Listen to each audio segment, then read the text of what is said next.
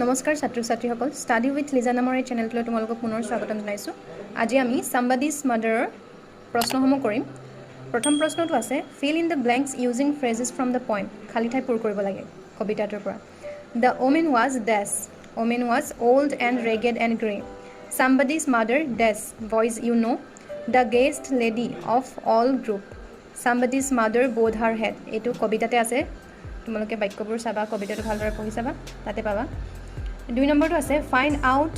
as many adjectives as you can from the poem কবিতাটোত থকা বিশেষণবোৰ তোমালোকে যিমান পাৰা সিমান তোমালোকে বাছি উলিওৱা old ragged grey wet slow aged white deep etc আৰু ধেৰ আছে তোমালোকে এইবোৰ লিখি ল'বা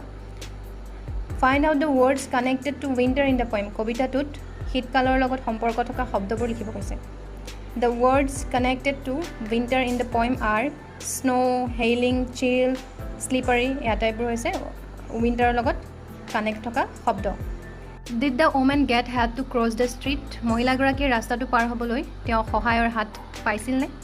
Yes, the woman got help from a boy to cross the street. হয় মহিলাগৰাকীয়ে এজন ল'ৰাৰ পৰা সহায়ৰ হাত পাইছিল ৰাস্তাটো পাৰ হ'বলৈ Who helped her? কোনে তেওঁ সহায় কৰিছিল The guest boy of the group helped her. সেই ভেৰাৰ জাকৰ দৰে অহা গ্ৰুপটোৰ মাজৰ পৰা এজন ল'ৰাই তেওঁ সহায় কৰিছিল What did the young boy tell his friends? ল'ৰাজনে তেওঁৰ লগৰীয়াসকলক কি কৈছিল Give in reported speech. Reported speechত তোমালোকে উত্তৰ দিব লাগে এক্সাম্পল দিয়া আছে He told his friends that সেইদৰে লিখিব লাগিব আৰম্ভ কৰিব লাগিব He told his friends that the woman is also somebody's mother. He মহিলাগৰাকীক he লগৰখিনি কি কৈছিল যে সেই মহিলাগৰাকী হৈছে আন কাৰোবাৰ মাতৃ She is poor, aged and slow আৰু তেওঁ দুখীয়া বয়সীয়া আৰু মন্থৰ He is also wished that আৰু তেওঁ আশা কৰি কৈছিল যে যদি মোৰ মাতৃও সেই মহিলাগৰাকীৰ দৰে দুখীয়া বয়সীয়া বা মন্থৰ হৈ পৰে তেতিয়া মোৰ দৰে আন কোনোবাইও মোৰ মাতৃক সহায়ৰ হাত আগবঢ়ায় তেওঁ এই আশা কৰি এই আটাইবোৰ কথা লগৰীয়াক কৈছিল Make sentences with the following pairs of words so as to show the differences in meaning. কিছুমান এনেকুৱা শব্দ আছে যিবোৰ শব্দ উচ্চাৰণ কৰোঁতে একেই কিন্তু তাৰ মিনিংবোৰ বেলেগ বেলেগ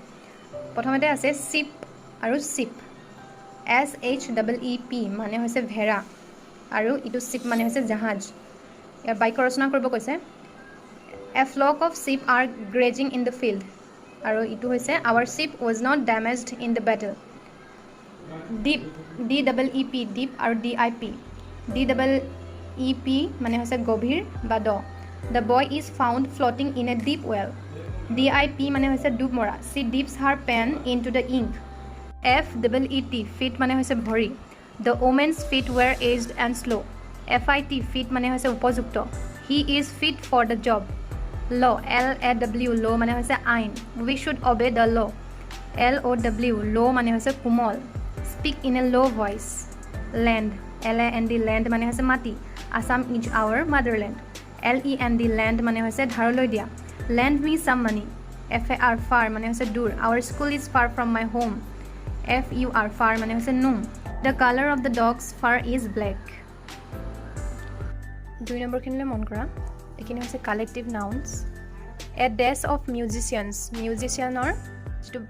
গ্ৰুপ হয় সেই গ্ৰুপটো কি কোৱা হয় বেণ্ড বুলি কোৱা হয় আৰু A dash of keys চাবিৰ কোচাটো কি কোৱা হয় bunch A dash of elephants যেনেকৈ আমি কবিতাটোত পাইছিলোঁ যে ভেড়াৰ জাকক কি বুলি কোৱা হয় ফ্লক বুলি কোৱা হয় ঠিক তেনেদৰে হাতীৰ জাকটোক হাৰ্ড বুলি কোৱা হয় A dash of bees মৌমাখিৰ বাহটোক কি বুলি কোৱা হয় hive A dash of robbers মানে জানা নহয় ডকাইত যিবোৰে চুৰি কৰে সেইবোৰক তাৰে গোটেই গ্ৰুপটোক কি বুলি কোৱা হয় গেং বুলি কোৱা হয় A gang of robbers এইখিনি হৈছে somebody's mother question answer তোমালোকে যদি কিবা বুজি নোপোৱা তেন্তে কমেন্ট বক্সত মোক সুধিব পাৰা আৰু ভিডিঅ'টো চাই ভাল পালা যদি তোমালোকে like share comment and subscribe কৰিবলৈ নাপাহৰিবা আজিলৈ সামৰিছোঁ নমস্কাৰ